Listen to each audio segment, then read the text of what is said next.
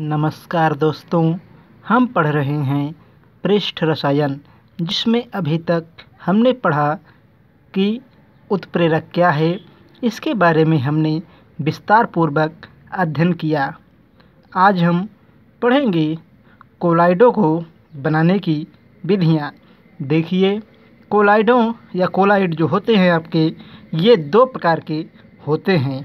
पहला द्रव स्नेही, तो आप कहेंगे द्रव स्नेही कोलाइडों को बनाने के लिए द्रव स्नेही कोलाइडी विलयन या कोलाइडों को बनाने के लिए द्रव स्नेही कोलाइडी पदार्थों को द्रव स्नेही कोलाइडी पदार्थों को विलायक के संपर्क में लाते हैं, जिसके परिणाम स्वरूप ये आसानी से कोलाइडी विलयन दे देते हैं या आसानी से कोलाइडी विलयन बना लेते हैं। जैसे गोंद, क्या होगा उदाहरण? गोंद। उसके बाद है यहाँ पर जिलेटिन।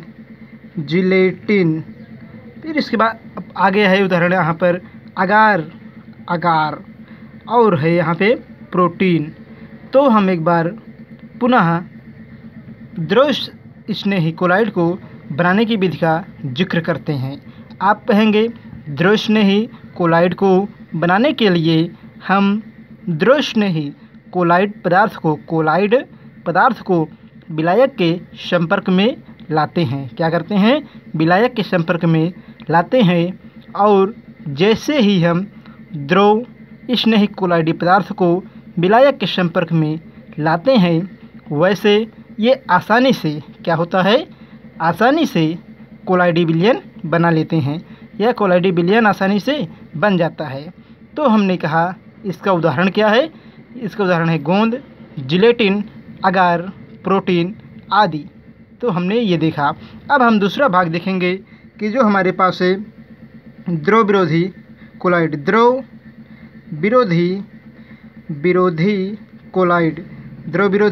कोलाइडी विलयन या कोलाइड। आप ये कहेंगे, देखिए आपने कहा और देखा कि द्रव स्नेही कोलाइड को बनाने के लिए कोई विशेष विधि की आवश्यकता नहीं होती।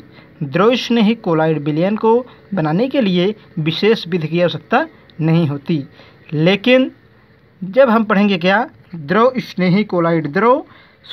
विरोधी कोलाइड, इसको बनाने के लिए हमें कई विधियों की आवश्यकता होती है, कई जटिल विधियों की आवश्यकता होती है। तो जिसमें से पहला क्या है आपका? परिक्षेपण। क्या है? परिक्षेपण विधियाँ। परिक्षेपण विधियाँ। अब देखिए इस विधि में क्या होगा, इस विधि का मतलब क्या है? तो कहेंगे आप, इस विधि में कोलाइडी पदार्थों के बड़े कण को छोटे छोटे कणों में बदल देते हैं या बदल लिया जाता है, जिसके परिणाम स्वरूप इसे मिल या चक्की में पीस लेते हैं और क्या होता है? कोलाइडी विलयन बना लेते हैं। आइए हम देखें कि इसके कितने भाग हैं। तो इसमें आप कहेंगे पहला है आपका यांत्रिक परिक्षेपण। क्या है? इसमें भी खंड ए यांत्रिक परिक्षेपण। क्या है? यांत्रिक परिक्षेपण है। आइए हम समझते हैं कि यांत्रिक परिक्षेपण होता क्या है। आप कहेंगे इस विधि में बड़े कणों को क्या करते हैं? छोटे कणों में बदल लेते हैं, जिसके परिणाम स्वरूप या जिसके बाद हम कोलाइडी विलयन बनाने के लिए उन कणों को, जिसको हमने जो बड़े कण थे उसको हमने छोटे कणों में बदला था, अब उन छोटे कणों को कोलाइडी विलयन बनाने के लिए मिल या अन्य प्रकार के यंत्र में छोटा कर लेते हैं, और इसके बाद इसे पीस कर क्या करते हैं? पाउडर के रूप में बदल देते हैं, जो क्या होता है? जो कोलाइडी विलयन बना लेता है। आप कहेंगे कैसे? आइए हम समझते हैं। देखिए, मान लीजिए ये कोलाइडी पदार्थ का एक बड़ा कण है, हमने इसको तोड़ा तो क्या है? ये कोलाइडी पदार्थ का पदार्थ का बड़ा कण है, का बड़ा कण है। हमने क्या किया, इसको तोड़ दिया तो ये कई छोटे छोटे भागों में टूट गया। अब उसके बाद इसको हमने क्या किया, बारीक पीस लिया। क्या किया, बारीक टुकड़ों में एकदम बारीक कर पाउडर के रूप में, इसे पाउडर के रूप में बदल दिया हमने। अब इसको, इस वाले भाग को जब हम विलायक के साथ क्रिया कराएंगे, विलायक से मिलाएंगे, तो क्या होगा, कोलाइडी विलयन प्राप्त हो जाएगा। तो ये पाउडर के रूप होना चाहिए, प्लस हमारे पास क्या होना चाहिए, विलायक। ये क्या बना लेंगे, कोलाइडी विलयन बना लेंगे। क्या बनाएंगे, ये कोलाइडी विलयन बना लेंगे। कोलाइडी विलयन बना लेंगे। विलयन। तो हमने ये देखा। तो आप कहेंगे कि यांत्रिक परिक्षेपण में हमने देखा कि कोलाइडी पदार्थ को, जो बहुत बड़े कण होते हैं, उसको पहले हम छोटे छोटे कणों में तोड़ते हैं। तो हमने देखिए बड़ा कण लिया, उसके बाद छोटे छोटे कणों में तोड़ दिया और ये पाउडर के रूप में बदल गया। अब इस पाउडर के रूप को हम विलायक के साथ क्रिया कराएंगे, तब क्या बन जाएगा, कोलाइडी विलयन बन जाएगा। तो हमने ये देखा। उसके बाद हम पढ़ेंगे कि इस विधि द्वारा क्या क्या बनाया जाता है। इस विधि द्वारा हम बनाते हैं पेंट। क्या बनाते हैं, पेंट, गमकसीन, डीडीटी तथा वार्निश। तो क्या उदाहरण है, हमारे पास उदाहरण है पेंट, गैमक्सीन और साथ ही साथ उदाहरण है इसका डीडीटी। इसका नाम है डाइफेनिल ट्राइक्लोरोएथेन। और उसके बाद है वार्निश। तो हमने ये देखा। अब उसके बाद हम दूसरा देखेंगे, विद्युत परिक्षेपण या आर्क विधि। दूसरा क्या है, विद्युत परिक्षेपण या आर्क विधि। विद्युत परिक्षेपण या आर्क विधि। आप कहेंगे इस विधि द्वारा प्रायः धातुओं के कोलाइडी विलयन प्राप्त किए जाते हैं। धातुओं में आ गया आपका Pt, क्या आ गया, प्लेटिनम। साथ ही साथ आ गया Au, Cu तथा Ag। इन धातुओं के कोलाइडी विलयन विद्युत परिक्षेपण विधि द्वारा प्राप्त किए जाते हैं। आप कहेंगे इस विधि में यांत्रिक व संघनन प्रक्रियाएं होती हैं। इस विधि में जिस धातु का साल प्राप्त करना होता है या कोलाइडी विलयन बनाना होता है, उसके इलेक्ट्रॉनों के बीच में ये विद्युत परिक्षेपण या परिक्षेपण माध्यम के रूप में विद्युत आर्क उत्पन्न करते हैं, जिसके परिणाम स्वरूप विलायक में कुछ मात्रा में प्रबलता क्या होता है, प्रबल KOH क्या मिलाते हैं, प्रबल KOH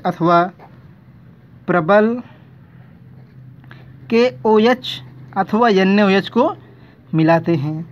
जब इसको आप मिलाएंगे तो क्या हो जाएगा, विद्युत आर्क से धातु की वाष्प बन जाती है। जो ठंडे परिक्षेपण माध्यम की उपस्थिति में संघनित हो जाती है और साल प्राप्त हो जाता है। आइए हम समझते हैं। आप कहेंगे कि हमें विद्युत परिक्षेपण या आर्क विधि से किसी भी धातु का कोलाइडी विलयन बनाना है। जैसे आप कहेंगे कि यहाँ पर एक हमने इलेक्ट्रोड लगा दिया और यहाँ पर इलेक्ट्रोड, मान लीजिए हमें बनाना है प्लेटिनम का साल बनाना है, किसका, प्लेटिनम का। तो Pt के यहाँ पर इलेक्ट्रोड रहेंगे, ये इलेक्ट्रोड ऐसे रहेंगे, इसके भी इलेक्ट्रोड रहेंगे। तो यहाँ पर धनावेश मान लेते हैं, यहाँ पर ऋणावेश। अब इसमें क्या करेंगे, हम धारा को, मतलब बाहर से बैटरी जोड़ देंगे और धारा प्रवाहित होगी। तो यहाँ पर ये धातुएं आपस में गलेंगी और जल यहाँ पे रहेगा। यहाँ पे क्या रहेगा, माध्यम जल रहेगा। जल में आकर ये धातुएं गिरेंगी, पिघली हुई रूप में या पिघले हुई अवस्था में गिरेंगी। उसके बाद यहीं पे ये जम जाएंगी और इनका हम कोलाइडी, जमने के पहले इनका हम कोलाइडी विलयन प्राप्त कर लेंगे। तो हमने देखा कि विद्युत परिक्षेपण या आर्क विधि द्वारा कोलाइडी विलयन बनाना। आप कहेंगे विद्युत परिक्षेपण या आर्क विधि द्वारा धातुओं के कोलाइडी विलयन बनाए जाते हैं। इसमें प्लेटिनम, Au अर्थात सोना, Cu, साथ साथ Ag आदि धातुओं के कोलाइडी विलयन प्राप्त किए जाते हैं। इस विधि में परिक्षेपण व संघनन दोनों प्रक्रियाएं होती हैं।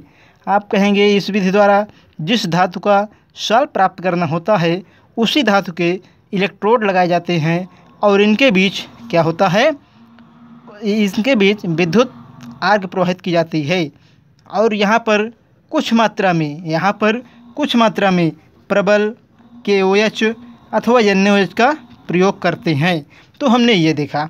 अब अगला हम देखेंगे क्या होता है पेप्टीकरण। तीसरा प्रक्रम हमारे पास है पेप्टीकरण।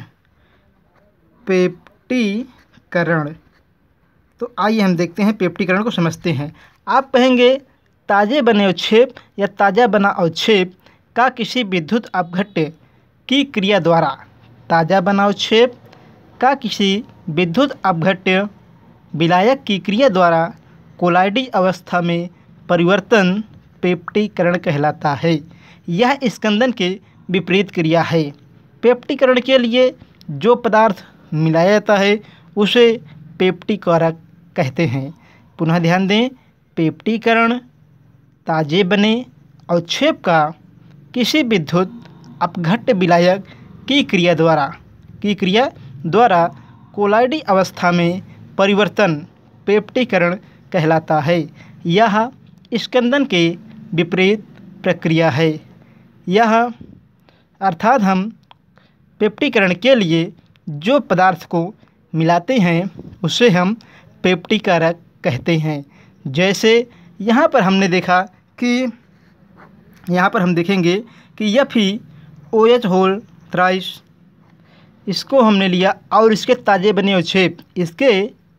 अवक्षेप फेरिक हाइड्रोक्साइड के ताजे बने अवक्षेप में हमने क्या किया, यहाँ पर मिला दिया FeCl3। क्या मिला दिया, मान लीजिए हमारे पास एक पात्र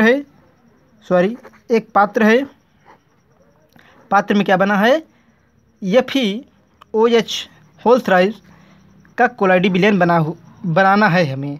ये क्या है, ये इसका क्या बना है, ताज़ा बना अवक्षेप है। यहाँ पर FeOH होल थ्राइस का अवक्षेप है।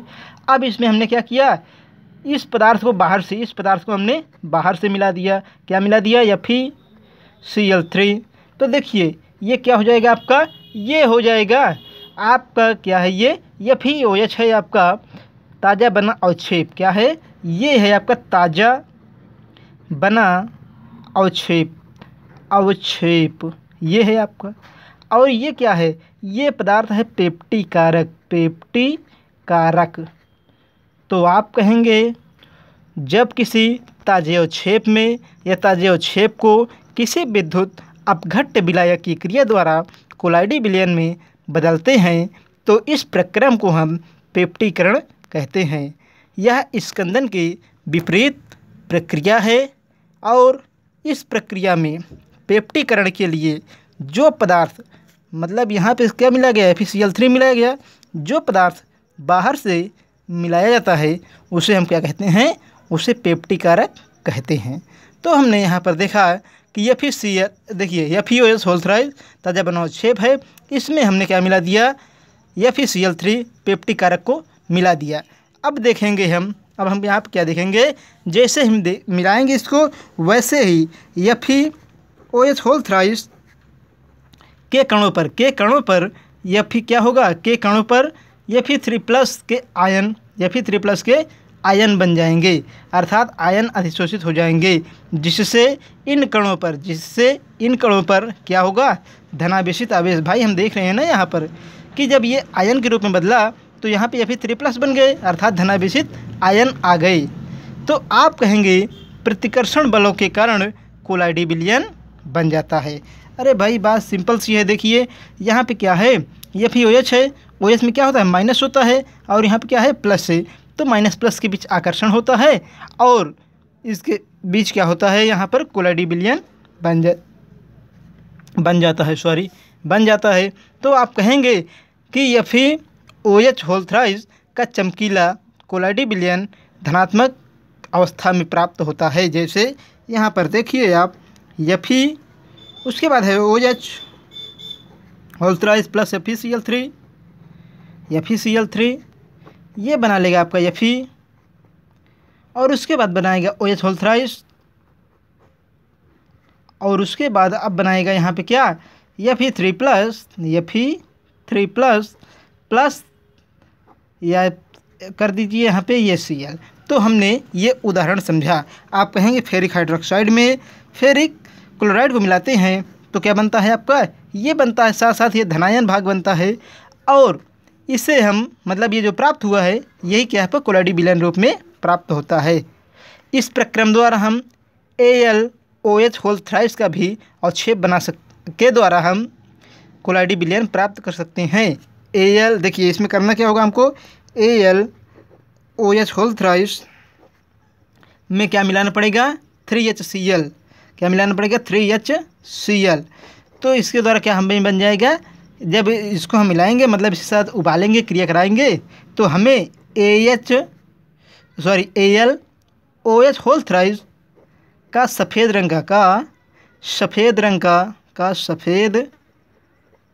रंग का कोलाइडी विलयन प्राप्त हो जाएगा, रंग का कोलाइडी विलयन प्राप्त हो जाएगा। तो हमने ये देखा। आइए हम देखते हैं कुछ विचारात्मक प्रश्न। क्या देखेंगे, कुछ प्रमुख विचारात्मक प्रश्न, कुछ प्रमुख विचारात्मक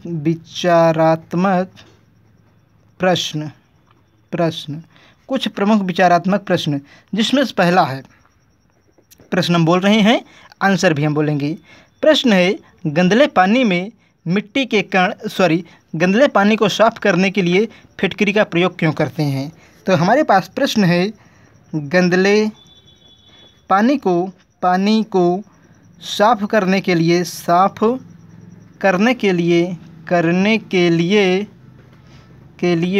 फिटकरी का प्रयोग क्यों करते हैं। फिटकरी का प्रयोग क्यों करते हैं।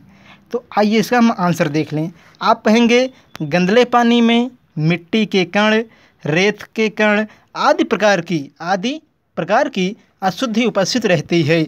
ये कोलाइडी कण ऋणावेशित रूप में होते हैं। कोलाइडी कणों की अशुद्धि को दूर करने के लिए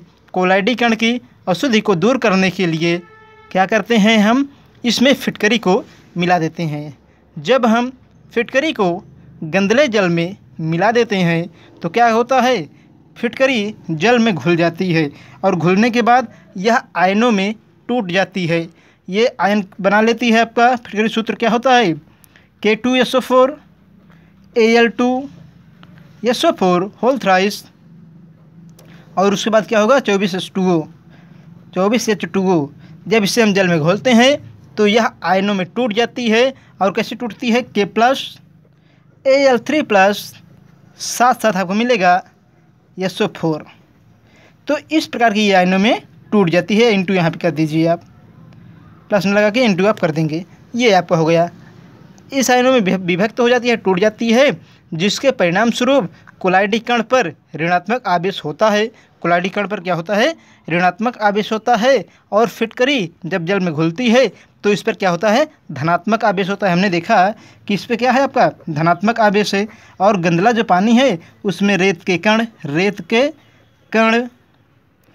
मिट्टी के कण, मिट्टी, बालू आदि, ये कैसी है, ये ऋणात्मक मतलब ऋणावेश वाली पदार्थ हैं और ये धनावेश वाले हैं। तो दोनों के बीच आकर्षण होता है और ये क्या होता है, गंदला पानी इस प्रकार साफ हो जाता है, स्वच्छ हो जाता है। अगला हम देखते हैं दूसरा प्रश्न हमारे पास क्या है। दूसरा प्रश्न हमारे पास है, नदी व समुद्र के मिलन स्थान पर डेल्टा बनता है क्यों। प्रश्न है, नदी व समुद्र के मिलन स्थान पर डेल्टा बनता है क्यों, डेल्टा बनता है क्यों। सॉरी दोस्तों, राइटिंग कम ठीक है, लेकिन हम जो लिख रहे हैं वो आप बोल दे रहे हैं क्लियरली। तो आप कहेंगे इसका आंसर है, नदी के जल में मिट्टी, रेत के कण आदि कोलाइडी रूप में होते हैं। क्योंकि जल में रेत के कण SiO2 के रूप में, किसके रूप में, नदी में रेत के कण SiO2 अर्थात सिलिका के रूप में मिलता है, सिलिका के रूप में क्या होता है, मिलता है। और जो परिक्षिप्त रहता है, जो मतलब हर जगह फैला रहता है, परिक्षिप्त रहता है। जबकि समुद्र में NaCl जैसे लवण जल में विलेय रहते हैं।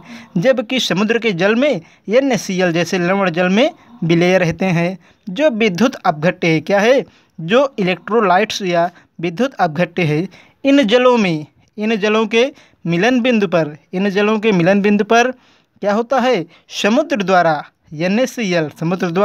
NaCl आता है और कणों का स्कंदन कर लेता है, और कोलाइडी कणों का स्कंदन कर लेता है, जिसके परिणाम स्वरूप मिट्टी, रेत आदि एक किनारे पर इकट्ठा हो जाती है। मिट्टी, रेत आदि नदी के एक किनारे पर इकट्ठा हो जाती है और समुद्र तथा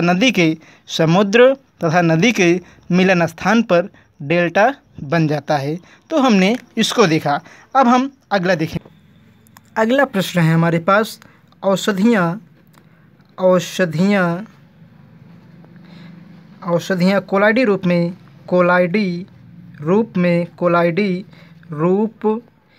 में अधिक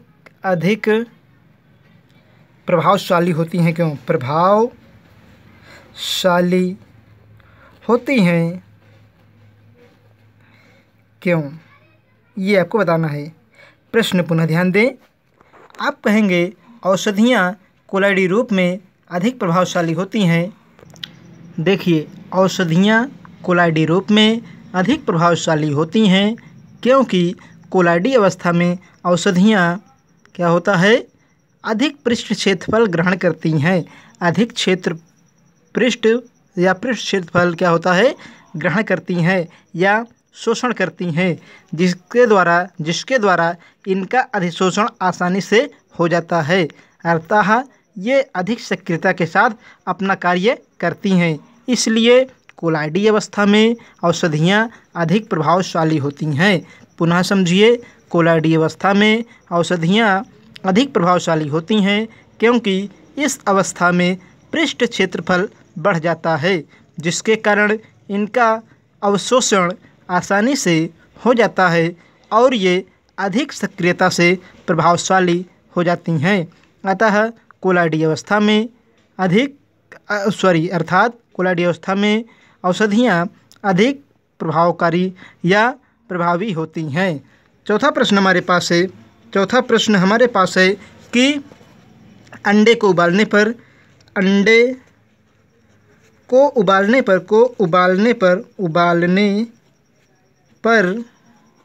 उसका पानी कहाँ चला जाता है।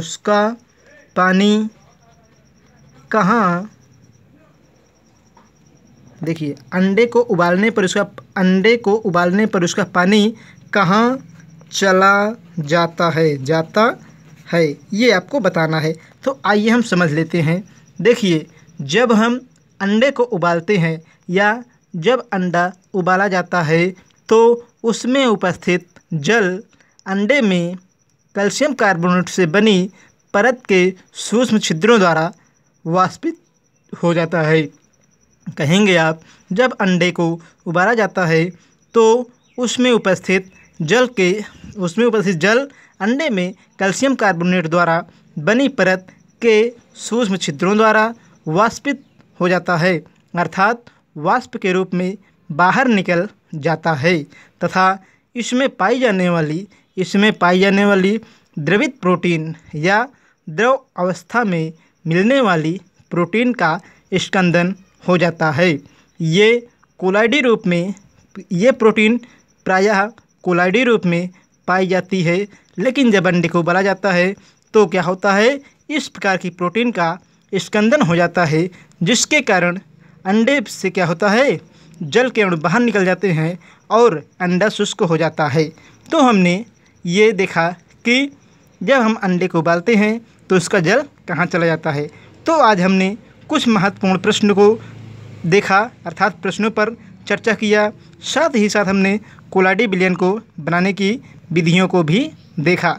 अगले भाग में हम देखेंगे कि शेष प्रश्न जो बचे हुए हैं उनका आंसर हम देखेंगे और साथ ही साथ देखेंगे कोलाइडी विलयन को बनाने की विधियाँ और इनके कुछ गुणधर्म का भी अध्ययन करेंगे। पढ़ते रहिए। जो समस्या हो आप कमेंट बॉक्स में लिखें। वीडियो समझ में आए